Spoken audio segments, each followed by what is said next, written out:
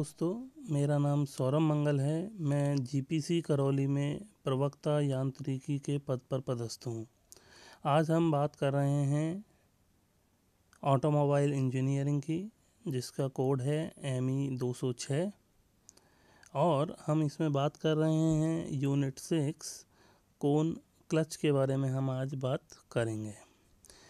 तो जैसा कि मैंने आपको क्लचेस के बारे में बताया था कि क्लच एक ऐसी चीज़ है जो कि मेन जो ड्राइवर है उसको ड्रिवन से एंगेज और डिसएंगेज करने का काम करती है, राइट।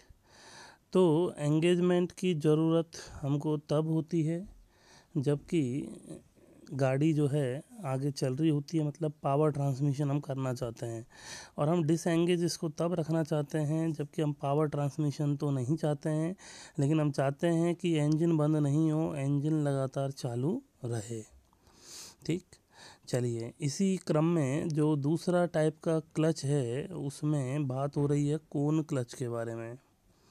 तो जैसा कि आप देख सकते हैं कि यहाँ पर ये जो नंबर 3 है ये एक मेल कोन है, जबकि ये जो ग्रीन कलर में है वो एक फीमेल कोन है।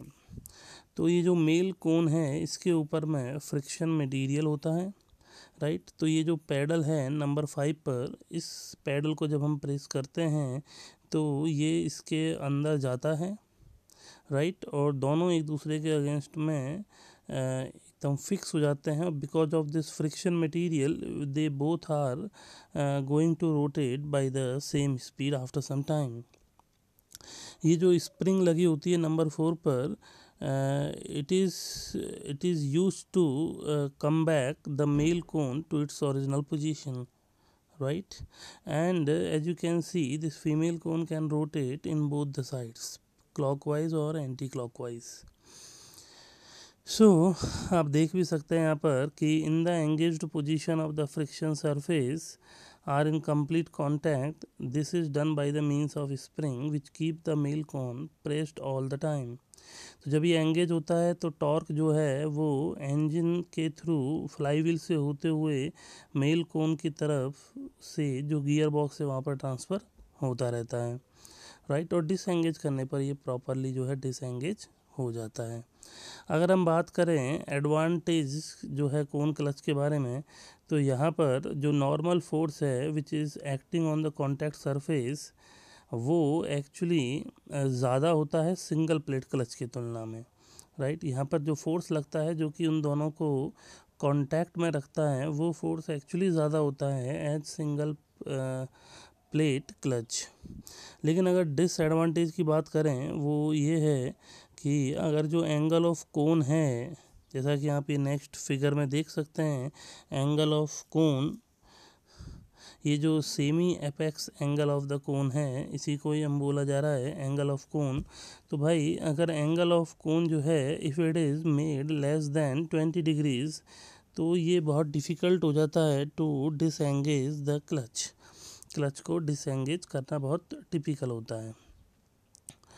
दूसरी बात, a small amount of the wear on the cone surface result in considerable amount of the axial movement of the male cone for which it will be difficult to allow. मतलब अगर थोड़ा सा भी surface पर wear वगैरह कुछ भी हो जाता है तो ये आप बोल सकते हैं कि प्रॉपरली फंक्शन नहीं करता है।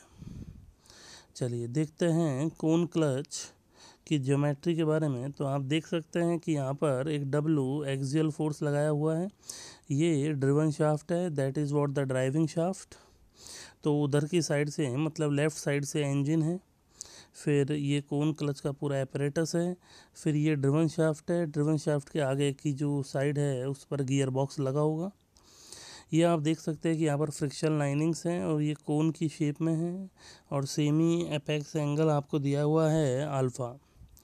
तो यहाँ पर जो फ्रिक्शनल टॉर्क होता है वो अनडाउटली होता है म्यू W टाइम्स R, जहाँ पर R मेन रेडियस हो चुकी है क्लच की। अब ये अलग अलग टाइप के दो टाइप के क्लच होते हैं, जहाँ पर एक होता है यूनिफॉर्म प्रेशर थ्योरी पर, दूसरा होता है यूनिफॉर्म वियर थ्योरी पर।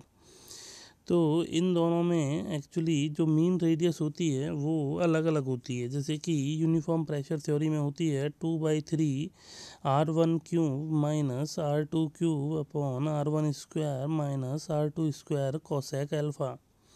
वहीं यूनिफॉर्म वीयर में होती है सिंपल R1 + R2/2, जहाँ पर R1 मैक्सिमम रेडियस है और R2 मिनिमम रेडियस है, राइट।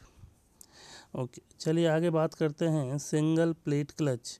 ये सिंगल प्लेट क्लच जो है ये काफ़ी ज़्यादा यूज होती है हमारे व्हीकल्स में, या फिर कह सकते हैं कि पहले काफ़ी ज़्यादा यूज हुआ करती थी।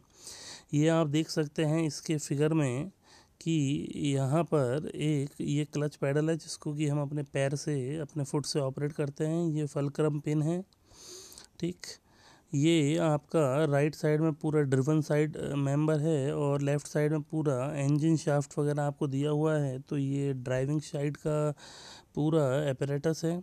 इसके अलावा यहाँ पर एक प्रेशर प्लेट लगी होती है, फिर क्लच प्लेट लगी होती है।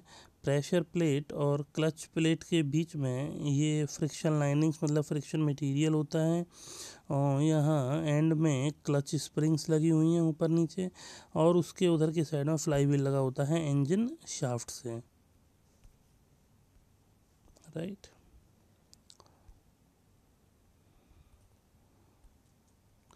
चलिए जी, अगर मैं वर्किंग की बात करूं तो इस पर्टिकुलर सिंगल प्लेट क्लच में बेसिकली 3 पार्ट्स होते हैं। एक होता है फ्लाई व्हील, दूसरा है friction disc which is called the clutch plate, और तीसरा है प्रेशर प्लेट। तो 3 पार्ट होते हैं, फ्लाई व्हील होता है, प्रेशर प्लेट और क्लच प्लेट। इसमें स्प्रिंग्स भी लगी होती हैं जो कि एक्सियल फोर्स को प्रोवाइड करती है एंगेज्ड पोजीशन में। जब इंजन रन कर रहा होता है तो फ्लाई व्हील तो रोटेट करता ही है, तो प्रेशर प्लेट जो होती है वो भी फ्लाई व्हील के साथ में रोटेट करती रहती है। सो जो फ्रिक्शन डिस्क होती है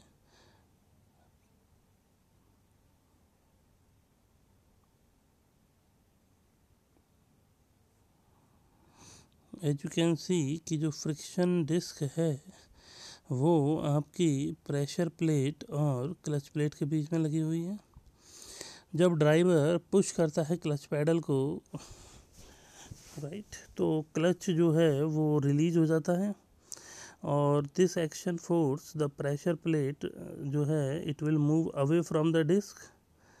ये बाहर की साइड में प्रेशर प्लेट बाहर की साइड में मूव होती है, right. And with this movement of the pressure plate, the friction plate is released and the clutch is disengaged. Okay, तो इस तरीके से जब हम उस पर पैर डालते हैं या फुट से उसको पैडल को प्रेस करते हैं तो वो डिसएंगेज हो जाता है, राइट। ओके, और इसकी वजह से जो मोशन है वो आना बंद हो जाती है। जब आप पैर को हटा लेते हैं तो स्प्रिंग जो है वापस से प्रेशर प्लेट को क्लच डिस्क से जोड़ देती है, और दोबारा से because of the friction motion का डिलीवरी होने लगती है। The amount of force the clutch can hold it depends on the friction between the clutch plate and the fly wheel. जो क्लच प्लेट और फ्लाई व्हील के बीच में जो friction है उस पर डिपेंड करता है, and how much force the spring puts on the pressure plate. Okay, when the clutch plate is pressed, piston pushes on the release fork, right, which presses the throwout bearing against the middle of the diaphragm spring. Okay, so जब आप clutch plate से अपना foot हटाते हैं तो because of the springs ये अपनी original position में वापस आ जाती है। एडवांटेज की अगर मैं बात करूं कि सिंगल प्लेट क्लच का, तो यहाँ पर गियर चेंजिंग जो है काफ़ी इजी होती है, जैसे कि कोन क्लच में जो भी हो उससे काफ़ी इजी पड़ती है यहाँ पर, बिकॉज जो पैडल मूवमेंट है वो काफ़ी कम है, और ये ज़्यादा रिलायबल है because it does not suffer from the disadvantage of the cone clutch. जैसे कि जो कोन्स की बाइंडिंग हो जाती है वो डिसएडवांटेज यहाँ पर नहीं होता है। डिसएडवांटेज की बात करूँ तो as compare to the cone clutch, springs have to be more stiff and this means greater force required to apply by driver while disengaging. Okay तो यहाँ पर जो स्टिफनेस होती है स्प्रिंग्स की वो थोड़ी ज़्यादा होती है, तो इसलिए जब आपको उसको डिसएंगेज करना है अपना पैर पैडल पर रख कर, तो you have to apply somewhat more force as it required in the cone clutch while driver was disengaging the clutch. Because cone clutch में क्या होता है कि जो भी स्प्रिंग्स लगती हैं उनकी स्टिफनेस हमको उतनी ज़्यादा नहीं चाहिए होती है जितनी ज़्यादा हमको यहाँ चाहिए होती है, राइट। तो आज हमने बात करी है दो चीज़ों के बारे में, एक सिंगल प्लेट क्लच के बारे में और दूसरा हमने बात की है कोन क्लच के बारे में, राइट। तो after completing the cone clutch and single plate clutch, अभी अगले सेशन में मैं बात करने वाला हूँ diaphragm spring type single plate clutch, right. जब तक आप इन सब चीज़ों को दोबारा से पढ़िए और पढ़ के आप नेक्स्ट लेक्चर अटेंड करिए। Thank you.